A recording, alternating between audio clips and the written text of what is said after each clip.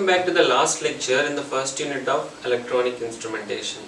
In this lecture we will see some more deflection instruments for measuring and their construction and operation for measuring alternating quantities. The first AC deflection instrument is electrodynamometer. Let us see what is an electrodynamometer, the construction of it and its working. So you can see the construction of electrodynamometer. So if you carefully observe, it resembles a PMMC instrument. So you can see a PMMC instrument will have a permanent magnet, a moving coil and a spiral spring and a pointer and scale. So if you can compare it with the PMMC instrument, just like the PMMC we have a fixed coil, a moving coil and then springs and then pointer. The only difference is the permanent magnet in case of PMMC instrument is replaced by fixed coil in case of dynamometer. So it mainly consists of 4 different parts. They are fixed coil, movable coil, dampers and shielding. So fixed coil acts as an electromagnet when current flows through it, and movable coil rotates in the field of the fixed coil and it experiences a force. As a result it deflects, and the purpose of dampers is to reduce the oscillations of the pointer. In this case it is done by air vanes. And the shielding, so as we use electromagnets, the field produced by electromagnets is weak compared to the field produced by permanent magnet, so it can easily be affected by external magnetic fields. Hence electrodynamometer needs to be shielded to give reliable output or to protect it from external magnetic fields. So we can have a look at the simplified construction of electrodynamometer, and it is used to measure currents of the order of 100 milliamperes. So it consists of a fixed coil, movable coil and a pointer and scale. So it consists of a single fixed coil which is sliced into 2 halves, and these 2 halves are placed apart. A distance is maintained between these 2 halves of a fixed coil. So this is such that we can easily keep a movable coil in the field of these 2 halves of the fixed coil, and the pointer can easily move. So a fixed coil is sliced into 2 halves and which are separated apart, and in the space between these 2 fixed coils a movable coil is placed and to which a pointer is attached. Whenever the alternating current that is to be measured is supplied to these fixed coils, they become an electromagnet and a current is produced. A field is produced, a magnetic field is produced. When current flows through these fixed coils, a magnetic field is produced and the same current is flowing through the movable coil. Whenever this current carrying movable coil is placed in the field of a fixed coil, it experiences a force or due to which it results in a torque, and due to this torque the coil starts rotating, and to this movable coil a pointer is attached and this pointer deflects. So the movement of the pointer or the torque, deflecting torque, is due to the interaction of the 2 magnetic fields, that is a field produced by the current in the fixed coil and field produced by current in the movable coil. So the deflection of the pointer or deflecting torque is proportional to the product of the current flowing through the fixed coil and current flowing through the movable coil. So the deflection is directly proportional to square of the current. So this is the working of or the operation of electrodynamometer, which measures the currents of the order of 100 milliamperes. It consists of a fixed coil and a movable coil which moves in the field of the fixed coil, and whenever current is supplied, the fixed coil becomes an electromagnet and produces a magnetic field, and the same current is flowing through the movable coil. Whenever this current coil is placed in the field of the fixed electromagnet, it experiences a force due to which a torque is developed and the movable coil rotates, to which a pointer is fixed. This pointer shows the deflection. The deflection is proportional to the current through the fixed coil and current through the movable coil. This is the basic operation of electrodynamometer. Now let us see how this electrodynamometer arrangement can be used to measure power. So you can have a look at the construction of electrodynamometer for power measurement, or also called as single phase wattmeter. Just like electrodynamometer, where we have a fixed coils spliced into two parts, here we have two current coils connected in series with the line, and we have a potential coil which is connected across the supply. Right? It consists of two current coils connected in series and a potential coil. So whenever current flows through these current coils, they become a magnet, and our potential coil is placed in the field of the current magnetic field produced by the current coils. As a result, there will be movement of the pointer on the scale. So at any time, the deflection of the pointer is proportional to current flowing through this current coil and current flowing through this potential coil. So let us derive the expression or the average deflection of the pointer in case of single phase wattmeter. So the current coil carries a line current IC which is of high magnitude, and the potential coil carries a small current which is called as current IP, and this potential coil is connected in series with a resistor R. This is called as current limiting resistor. It limits the current flowing through the potential coil, thereby it protects it. So the current coils carries a large current IC, line current, and potential coil carries a small current IP. So at any instant, the current flowing through the potential coil is equals to E by Rp, where E is the instantaneous value of the voltage across the potential coil, and Rp is the total resistance. Rp is equals to R plus the resistance of potential coil.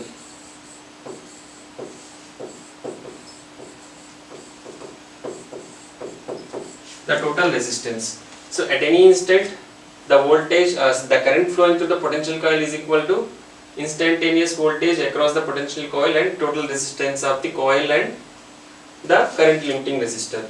So at any time, the deflection of the pointer is proportional to current flowing through the movable coil, means the potential coil, and current flowing through the series coil. That is, the deflection is proportional to the product of IC and IP. So this is the deflection. So over a period of time, the average deflection of the pointer is given by this. Average deflection of the pointer over a period of time is theta. Average deflection is integral of IC IP divided by the time period, 1 over t integral of integral ICIP. This is the average deflection of the pointer over a period of time. So let us we know the expression for IP. Let us substitute this expression here, and let us assume the line current, the same line current that is flowing to the current coils is flowing through the load. Let us assume IC equals to IP. Let us assume IC equals to I. So you can refer the circuit diagram. IC is the line current, I is the current flowing through the load. Let us assume those two are same, and we have replaced IP by E by Rp, and IC is replaced by I. So it is equivalent to a constant into 1 over t integral of VI dt. So if you carefully observe, this equation resembles the equation of the power equation. So power equation, average power is given here. It is equal to 1 over t integral 0 to t ei dt. So if you compare these two equations, power is integral ei dt 1 by t. Similarly, the deflection of the pointer, we have got the deflection of the pointer as 1 over t integral ei dt. It means this single phase wattmeter is measuring the average power. The deflection of the pointer is proportional to the average power consumed by the load. So if we know the expressions for E and I, so let us suppose if they are sinusoidal quantities, if E equal to Em sin omega t and I equal to Im sin omega t plus or minus theta, then if we substitute these two in the expression of theta average or average deflection, we will get average deflection of the pointer equals to Ei cos theta, where E and I are the RMS values, and cos theta is the power factor the cosine of the angle between E and I. So in this way we proved that single phase wattmeter is measuring the power consumed by the load, or it uses the principle of electrodynamometer. So we can use electrodynamometer for measuring power. So this works for single phase circuits. So it can measure the power.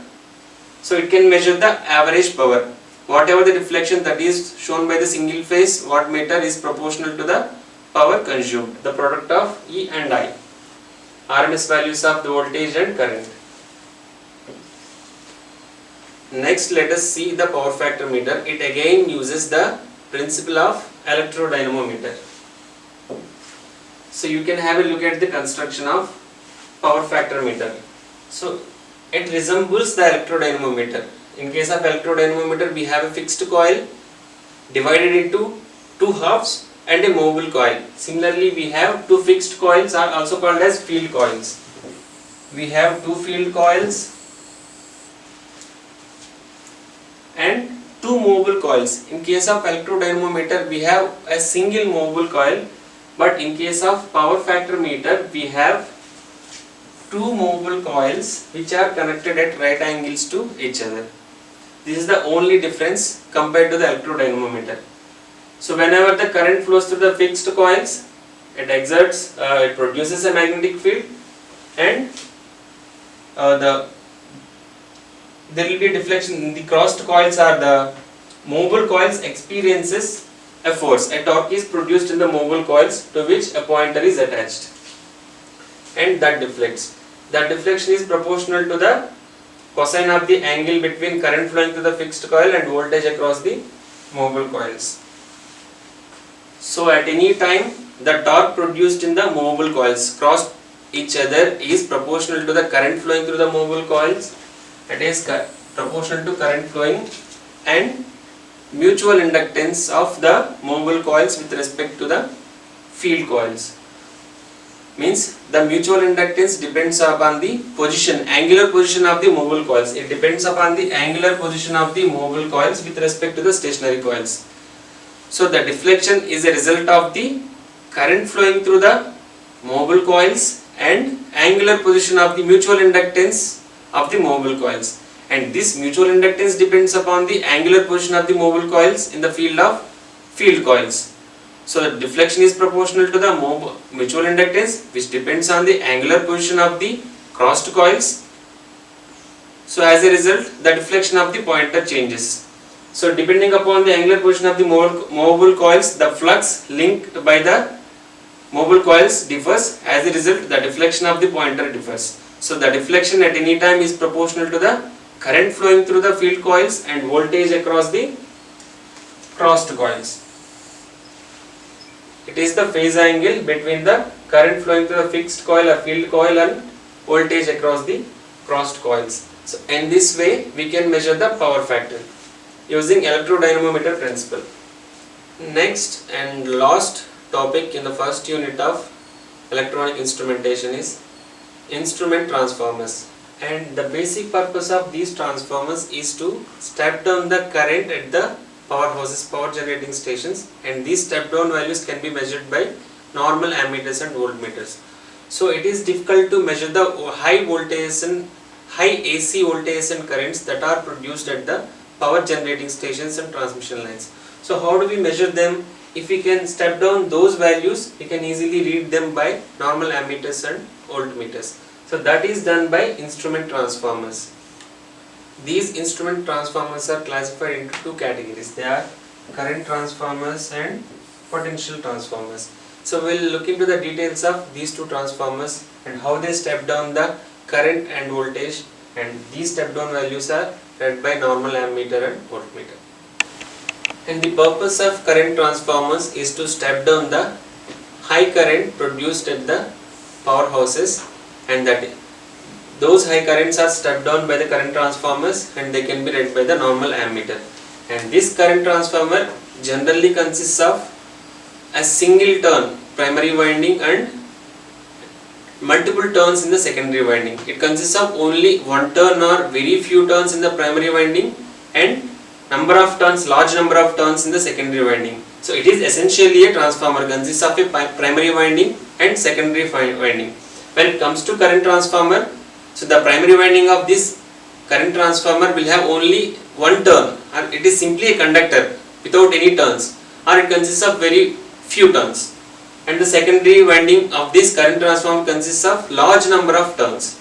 So if we have less turns in the primary and more turns in the secondary, what happens? Whenever current flows through it, magnetic field is produced, flux is produced.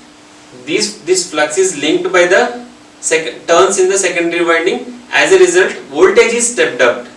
So while voltage is stepped up, the current is stepped down. So this is how a current transformer can step down the current. While stepping down the current, it will step up the voltage, because the secondary consists of more number of turns and the primary consists of a single turn. And usually the primary winding of the current transformer is connected in series with the load, and the secondary winding is connected in series with the ammeter. So this ammeter can directly reach the current that is stepped down by our current transformer. Next one is potential transformer or voltage transformer. The purpose of this voltage transformer is to step down the high magnitude voltage generated at the powerhouses, and this step down value is easily read by the normal AC voltmeter. You can have a look at the schematic of potential transformer, and this potential transformer is usually connected across the supply. So it consists of a primary winding and secondary winding, and this primary winding consists of more number of turns and the secondary winding consists of less number of turns. Whenever voltage is supplied, whenever alternating voltage is produced at the powerhouses, so that comes to the primary winding of the potential transformer, flux is produced, that flux is linked to the secondary winding. As we have very few turns in the secondary winding, only the flux linked to the secondary winding is less. As a result, less voltage is produced. Means we are stepping down the high voltage into a low voltage, and this low voltage can be easily read by our AC voltmeter. As I said, it consists of large number of primary turns, and small number of secondary turns. As a result, we will get a voltage which is less in magnitude at the secondary side compared to the voltage on the primary side. And the primary winding of this potential transformer or voltage transformer is connected across the supply lines, and the voltmeter and secondary winding to the secondary winding, a voltmeter is connected in parallel. So this AC voltmeter can directly read the voltage that is stepped down by our potential transformer. Let us see a typical configuration wherein our instrument transformers are used to measure the current, voltage and power. See, we have a current transformer, potential transformer and a wattmeter to measure power. So as I said before, the primary winding of the current transformer is connected in series with the load, and secondary winding is connected in series with the ammeter. So the current is stepped down by this current transformer, and that value is easily read by the ammeter. Similarly, so as I said, the primary winding of the potential transformer is connected across the supply, which consists of large number of turns, and the secondary winding is connected in parallel with the voltmeter. And this potential transformer steps down the voltage, and that voltage is read by the voltmeter. The step down voltage is fed to the potential coil of the wattmeter, and step down current is supplied to the current coil. So we can easily measure the power, which is proportional to the current flowing through the current coil and current flowing through the potential coil. And the average power is integral of E and I, voltage across this potential coil and current flowing through the current coil. So by using these instrument transformers, we can measure current, voltage and power after stepping them down by their basic operation. So at powerhouses, transmission lines, so we can't directly measure high magnitude voltages and currents. So we need to step down those quantities. So that is done by our instrument transformers, both current transformers and potential transformers. Current transformers step down the current, potential transformers step down the voltage. So we can easily read those values by AC ammeter and AC voltmeter. So these are some of the assignment questions. So you are asked to explain the construction and operation of electrodynamometer and how electrodynamometer can be used to measure the power, and you have to derive the expression for the average power that is measured by the electrodynamometer. Then the working principle of power factor meter, how power factor meter measures the power factor, cosine of the angle between voltage and current, the working of instrument transformers and their applications. So these are some of the books which you can refer to. So far you can find starting from the instrument characteristics, errors in the measurement, electromechanical instruments, both DMMC instruments, suspension galvanometer, DC suspension galvanometer, then DC ammeter, voltmeter and ohm meter, their construction and their construction and working. Similarly, AC electromechanical instruments like AC volt rectifier meter, thermocouple meter, and then electrodynamometer, single phase watt meter, power factor meter, and then we have instrument transformers. You can find all these topics in these 3 books. So you will find most of them in first and second. So if you want, you can refer this 3rd book also, where it is given in much more detail. So you can even refer 3rd book also, but most of the topics are usually found in the first 2 books. So this is all about the first unit of electronic instrumentation, and I request all of you to go through the different topics and refer the textbooks, practice more and more problems, and if you have any doubts, you can always reach us. Thank you.